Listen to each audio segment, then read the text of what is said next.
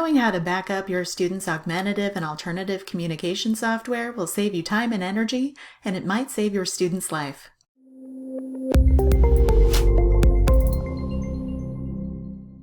Backing up AAC software files is part of standard care for an AAC device. We recommend backing up the files at least once a quarter, especially before long breaks, and before you return an item to the Patents Lending Library, even if you don't suspect the trial was successful. If you are borrowing software from the Patents Lending Library, this allows you to keep your student's personalized file and add it to the new device after your trial. If it's a student's device, this allows the student to keep their language access integrity in the event of a loss. Files should be maintained confidentially. We recommend having a conversation with the student, family, and staff about where the files are stored, who is in charge of backing up, and who has access to them. The best way to back up your files in TD Snap requires a free MyToby Dynavox account. In most cases, it's the family who owns the student account, and access is granted to other team members who also have free MyToby Dynavox accounts. Create your free account, and remember the email and password you used to create this account, because you will use it when you sign in to the MyToby Dynavox app. To sign in, click on the Options button, that gear and pencil icon in the top right corner.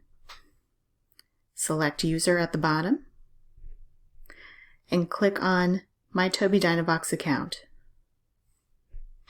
Use in your login credentials.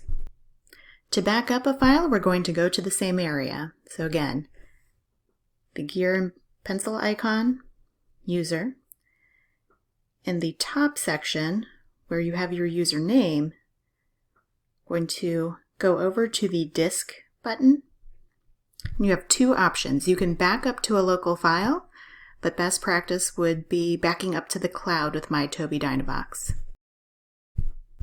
If I wanted to share this file, I can go to the Cloud button, which also allows me to sync page sets, but I can also share this file with other MyToby Dynavox account holders who are part of my team. If I want to restore a user, I'm going to go into the gear and pencil icon, select User, choosing a username.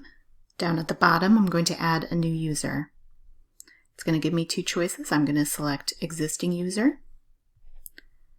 May need to log in again to my MyToby Dynavox account. Select my user that I want to restore. Now I have my new user.